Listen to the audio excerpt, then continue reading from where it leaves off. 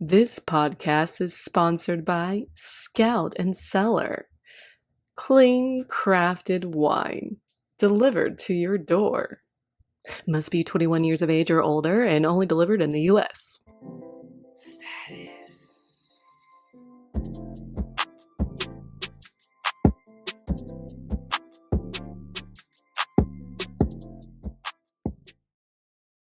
Hello and welcome to Life Coaching Comedians.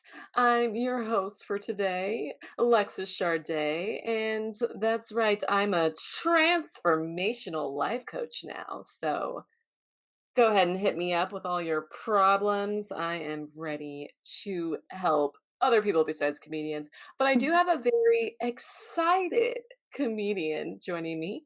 Angela E. Hi, Angela.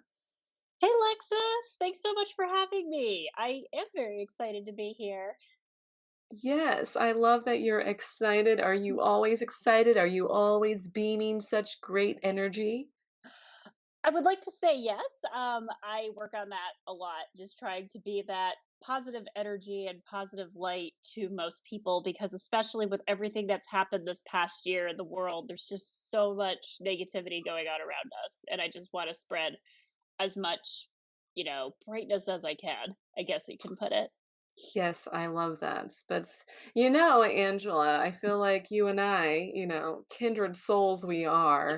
Even though we radiate so much light and positivity, sometimes we have our low moments too. And so I'm assuming that's why you're here. Oh, absolutely. It's like I said, it's been quite a year. So Yeah, and it's a safe space. So go ahead and lay it on me, sister. What's happening? so basically I went through a very tragic loss last year. Mm. I unexpectedly lost somebody who was a loved one of mine who I ended up realizing was more of a life partner than anything, and it was absolutely devastating to have that taken away from me without like any warning or anything. And I'm doing a lot better now, and it's perfect timing that we did this because a week ago from today was the anniversary of my loved one's passing, so it's been exactly a Mm. year. Mm. It was really hard to cope with in the beginning because you just feel so alone, and like I just felt like my world was so small, and like no one would understand what I was going through, and like I tried reaching out to people, but like it's one of those situations that some people may not be able to comprehend or don't know how to help, or they say things that they think are helpful but they're just really stupid. Yeah. There's Mhm. no other Mhm. way to put it. um and this friend of mine, he was also a very talented comedian, and Mm. so when in his passing, I just thought I was going to can everything. I'm just like, no, like I can't do this again. I can't perform, like this was our thing. And I took an 8-month hiatus, and it wasn't until the end of December this year that I actually performed again virtually, and now I perform virtually very, very frequently, and it's been so incredibly healing and so wonderful, and I've met Mm. some amazing people and an amazing support system, but it's just the recovery from a tragic loss and trying to relearn myself basically and trying to move forward because you're never going to be the same after a loss like that. I've known that. Um Yeah, but that's where I'm at. That's just the Cliff Notes version. I appreciate you feeling safe enough to share that with me. And I gotta say, a lot of other people took a 8-month hiatus Mhm. with not a good enough excuse. So give yourself a little bit of grace there. Yeah. There's a lot of people that weren't performing, a lot of comedians that were just too good to do virtual. It's not the same, doesn't mean anything. Meanwhile, the smart cookies out there are building up their online presence, which Yeah. make a lot more friends that way. Um, but grief, darling, grief is a difficult and unique thing. Everyone deals with it differently. I've lost some loved ones in my life, and they've been unique situations. It wasn't like Right. all of a sudden they were taken away from me. It was the situations with my loved ones that were lost. When I was younger, there was a couple of lost loved ones, older relatives, and it wasn't quite old enough to really understand or process it. And then as I became older as an adult, I've lost some, friends after I hadn't spoken to them in a while because, people moved away. And those ones were interesting because, you know, I don't know if I could say they cut deeper or not, but it sucks when you haven't talked to somebody in so long and then you find out they're gone and you've been Right. thinking about them a lot. So, everyone deals with it differently, darling. So don't think that you're weird or people aren't going to understand because Mhm. that was a unique connection that you had with someone that cannot be replicated. Right. So people are not going to fully understand, but you may find someone that can relate. You may find someone that helps you get your mind off of it, Mhm. and just keep on trucking. I don't know if that's good advice. Is that good advice? I think so. It's just like there's a whole lot deeper to the grief issue along with like performing and comedy. And like you were saying with virtual shows, like there were some people that were too good for it. They weren't going to waste their time. But I found so much healing in it because it's cool with the virtual realm because when you performed on stage, you would just think about your general area. Like you knew where all the Mhm. open mics were, you knew where you saw like the same people all the time. I'm able Mhm. to do open mics that are based out of anywhere in the US, anywhere in the world, and meeting people from all over and learning different cultures, different mindsets, different types of joke styles, and it's just so cool. Like virtual opportunities are only going to allow for that where you can have everybody from all over the world in the same room and you can all perform together and make each other laugh for an entire hour. And Yeah. along the way, I've written some jokes about going through grief that I've performed recently, Mm. and, they're a little darker, they're a little harsher, and I'm just like, "Oh, I don't know if I'm gonna do this, I might bring down the room." But I was so surprised by the amount of support I received from people because, first of all, people are like, "Oh my gosh, like, how did you go through this? And now you can go up and do it." And it's just like, I have to remember that while my loved one was still here, making people laugh was his favorite thing. He loved to get people cracking up. I think that's every comedian does that. That's why you do it. If you don't like people making people laugh, you're not gonna go on stage and tell jokes. We all know that. But I always think about it that I try to dedicate every performance, even if it's just an open mic for him. Like he's Mhm. not here, but I do it all in his memory. So he Mhm. knows that I just hope that I can make him proud and everything. So Yeah, and you know what? You know you're making him proud, and you know that that's why you're feeling better because that's what he would want you to do is continue to do the comedy. He would want to see you succeed in that, and it's true. Laughter is healing. I have a theory that when we're laughing, we're actually vibrating at the highest frequency we possibly can that allows us to fully connect with our higher selves, which is our true essence. mhm. And I think that's why it's so contagious too. Hearing that sound, like this singing bowl I have here, you hear it and it does something to you because it's a vibration and so is laughter. So yeah, you're healing and it's you're probably becoming a little addicted to the healing, but we're all connected, Angela. So even though your loved one is no longer here in the physical form, or as I like to say, the matrix, um, he's all around you. He's a part of you. You can feel him. You can touch. You can hear him and touch him and speak to him now. Right. Have you ever seen the movie Lucy? No, but I know what the movie is.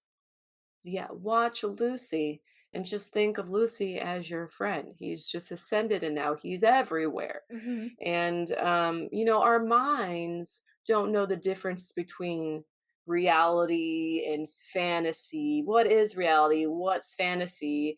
You can't really define the difference between the two because the mind doesn't know the difference. And so, have you ever seen like a crazy lady or a crazy man walking down the street? Maybe they're homeless and they're just talking to themselves all day. Honestly, I'm envious of those people because they've created their own reality and they don't give a fuck what else anybody else thinks. Yeah, it's so true. I love it. And you know what? The definition of crazy is just the definition is I can't remember exactly how it's worded, but it's pretty much someone that is you can't change their mind. Someone that it's hard to get them to change their mind. And if you think about it, I don't know about you, Angela, but I've had a couple of men in my day that have called me crazy Oh, yeah. because I want to buy their bullshit story. They couldn't manipulate me. A crazy person is someone that cannot be manipulated. Right? And think about all the times you called someone crazy. It was probably because you weren't able to manipulate them or Mhm. convince them of something otherwise. So, crazy is subjective, and I think crazy is a good thing. Yeah, embrace the crazy. That should be Yeah, it. That should be on a shirt. it should be. So, pretty much what I'm saying is you can walk around and keep talking to your dead lover all you want, and no one's gonna really care. Oh, I've talked to him, and it's so funny because how you say that I really do believe that once people move on, um, they want the best for us. And this is for Hmm. anybody out there who has lost a loved one, especially after last year with so many deaths that went on in the world. I know I'm not the only one who lost a loved one unexpectedly, that they want the best for you. Initially, you have to go through those hard first few months of grief with feeling miserable and feeling icky and feeling alone and crying a lot, and your body goes through crazy physical changes. Um, and there's certain times when you can hear them and you can talk to them and you can tell them how you feel. Like there have been days where I'll just chat normally, and some days where I will be screaming and swearing at him for what he did. And it's healing and cathartic. But I always, for some reason, I feel when I'm in my kitchen in my apartment. And sometimes that's usually like when I'll talk to him. And I think it's because, like, usually in the kitchen is when you're focused on a task like washing your dishes or making dinner, and you like things that are kind of like menial tasks where you just do it by muscle memory and you don't think much about it. And that's when you start to think. And it's when I'm usually decompressing from work. So I have chatted with him a lot, and I've told him about my new friends that I've made and my other comedy friends and different people that I think he'd enjoy. Or I'd be like, somebody told this joke and it reminded me so much of you. And I hope that he feels better, that there's people taking care of me. And I just let him know that, I know you want me to be happy. I know you don't want me to be miserable my whole life. And part of my recovery process has also been learning to let him go in some situations, is like, uh if I'm going to love other people and let people into my life or possibly consider a romantic relationship again, I'm gonna have to let him go and, make room in my heart for somebody else. And that's like the next step that I'm really working on.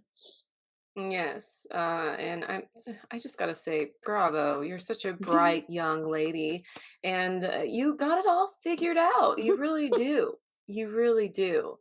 Um, and there's so much room in our hearts. There really is. It's just we gotta learn how to tap into it sometimes because society and the higher powers that be, they want us to think that there's not enough love in our hearts. They want us to play their whole little game, their whole little agenda. Let me stop right there because I don't want to get down the rabbit hole too much. But what do you feel like maybe we can do some maybe some positive affirmations Yes, to help with you healing. Um, yeah, let's do some of those I'm all because for your that. That your sounds heart awesome. needs some healing. Um, yeah, the heart needs a little bit of healing. Okay, go ahead and close your eyes. Okay. Make sure your feet are touching the ground so you're grounded. If you have, socks on, feel free to take those off and just shuffle your feet in the floor so you feel a little friction, a little energy there, Mhm. and really get yourself grounded into the earth. And I'm gonna play my little singing bowl here, and you just tell me what this does to you.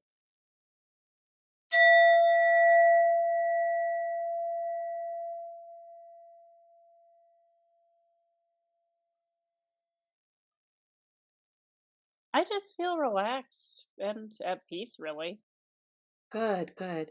Do you feel the vibration and any particular part of your body stronger than another? I'm going to go ahead and ring it again. Mhm.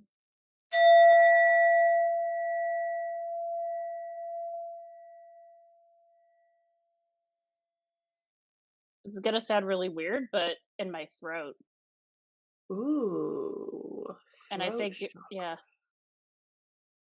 Have you been feeling like there's something that you need to get out, something you need to say to someone?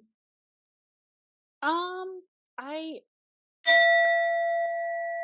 I'm not sure. All I know is that, like, when I was really struggling with grief, my biggest symptom was I had tightness in my throat, and I had a really hard time eating.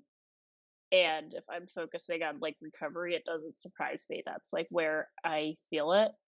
But maybe I still have some stuff I need to tell my friend that I haven't confronted him about yet. Okay. Well, he's always listening. Oh, I know. So find out what that is and let it out. Sometimes we don't know until we just open our mouths and start talking. Am I still I supposed to have my mean, eyes closed or no? you can if you'd like. We're gonna go over Okay. some healing mantras, okay? Okay. And maybe this will help with the throat chakra as well. Okay, I feel healthy and radiant in my body, mind, and soul. Repeat after me. Oh, I'm supposed to repeat it. I feel healthy and radiant in my body, mind, and soul. Did I get that right? Good, good, good, good. I give thanks to every cell in my amazing body. I give thanks to every cell in my amazing body. Good. The more I love and support myself, the more I heal. The more I love and support myself, the more I heal. Good. Every day I grow stronger in new ways. Every day I grow stronger in new ways. My body contains divine wisdom to heal itself. My body contains divine wisdom to heal itself. Good. This one I want you to close your eyes for and take Mhm. a deep, deep breath in. Focus on the words that you're saying and believe them. I am whole. I am whole. I am balanced. I am balanced. I am in perfect alignment. I am in perfect alignment. Good. And that's one of those ones where it may not necessarily feel like that right now, but to know that it's true, it's part of your journey, what you're dealing with right now. As I heal, may I be a source of healing for others. As I heal, may I be a source of healing for others. Good. I listen to my body and respond to its needs. I listen to my body and responds to its needs. I know that I am being guided on my healing journey. I know that I am being guided on my healing journey. That's why you're here today. Everything I need to heal is already within me. Everything I need to heal is already within me. All right. And I'm going to end with this one. I release any drama and replace it with peace. I release any drama and replace it with peace. Yes. That's from my pocketbook mantras. I love it. It is a handy dandy pocketbook mantras. Um, so yeah, do you do mantras at home? Do you practice them yourself? Sometimes it's usually just positive affirmations throughout the day, and a lot of times it's more through action. Like, I remember why I do things. Like, performing is good for my soul and good for my mind with laughing, and even if it's something as simple as taking time to exercise or making sure I'm eating healthy, because I believe like my body is a temple and I'm trying to heal my body because after going through a tragic life event, it there were some changes that happened that were like with extreme weight loss so suddenly, and just trying to build myself up to heal again. So it's just all about I just do my mantras are made basically like just doing the next best thing, and whether it's just like going through the morning and then to the afternoon and then through night and just getting through each day and knowing I did a good job by the end of the day taking care of myself.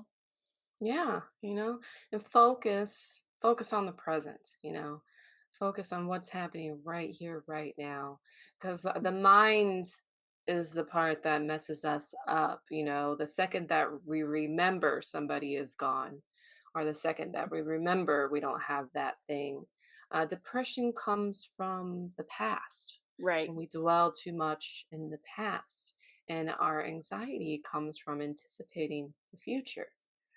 So the more that we can focus in this exact moment, the more peace and ease that will be rewarded, because this is Hmm. where we're supposed to be. I mean, they call it the present because it's a gift, Right. you know? And I love that. So, yeah. How are you feeling now, Angela? Are you feeling good? I do. I feel really good, and like I said, after last week was rough with the anniversary, but I've been doing so much better. And I think knowing that I have good support systems and knowing that there is hope for healing, and for anybody watching this, there is hope. And there are going to be some tough days in the beginning, but you deserve to be happy, and your loved ones want you to be happy. And go to therapy, find a support group. Talking to other people who have been through similar experiences is very helpful, and I'm more than happy to talk to people who have gone through tragic losses. I'd be more than happy to share my information. Yeah, just like that mantra we just did. Through your healing, you're going to help others heal, and that's true. We go through some of these things because we're meant to help other people. We're Mhm. supposed to teach from our scars. But thank you, Angela, for opening up and telling us about what you've been struggling with, because there is probably someone watching right now that could really needed to hear that. So I appreciate I hope you. so. I hope it helps Yeah. somebody. So where can our listeners and viewers get in touch with you and see what you're up to? Instagram is the best way to get in touch with me. My page is Crafting Comedy Cart, all one word. It says Angela and Carlin because this is my little clay uni pig. His name is Carlin the uni pig. I don't know if you can see him because of my ring light, but it's in special memory of my late friend, and I named him after George Carlin, one of the greatest comedians of all time. So we do a show once a month on because I also do crafting as a part of my healing. I have a monthly show that I run the second Sunday of each month called Crafts and Laughs, where we have some uh I have a different comedian slash artist as a guest. We tell jokes, we'll do storytelling, they'll advertise their merch that they have for sale. I sell things through my Instagram page. So definitely check it out because they are wonderful, wonderful episodes. And I would love to get in touch with anybody who wants to be on the show. But if you like crafts and jokes, it's a great place for you. So What's your favorite kind of craft? Do you do macrame? I do crocheting. Oh, I And love crocheting. I also knit, so if you go on my Instagram page, you will see all of my crochet items. I mainly do amigurumi, which is, Japanese for cute, uh, and or adorable, and those are, like, little plushies that I make, but I also make blankets and custom hats and custom orders, and I do, baby attire, so I'll pretty much do anything. I'm always up for a new challenge. That's so awesome. I love that you're crafty. Well, thank you everyone for watching, and thank you, Angela, for joining us and doing a session with me today. And we will see you next time. Alright, thank you so much Bye for having me, bye. Lexis, you were wonderful. Thank you.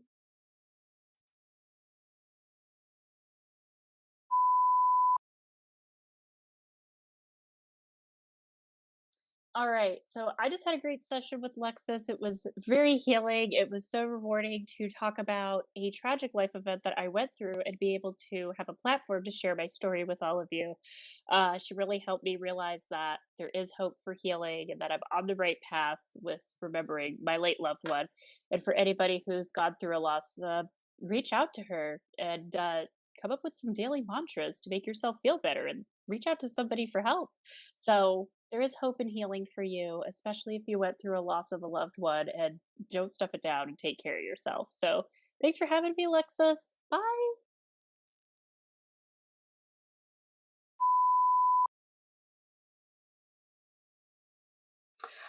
Darling Angela, what a beautiful, bright, young lady, so full of light. I mean, it's nothing more joyful than when a person walks through your office door or virtual door for that matter, and they already have it figured out. They just need a little bit of, support, some TLC. I think Angela's going to go places and she's going to help heal a lot of people that are dealing with things too. And I mean, I could use more clients like Angela. It makes my job easier.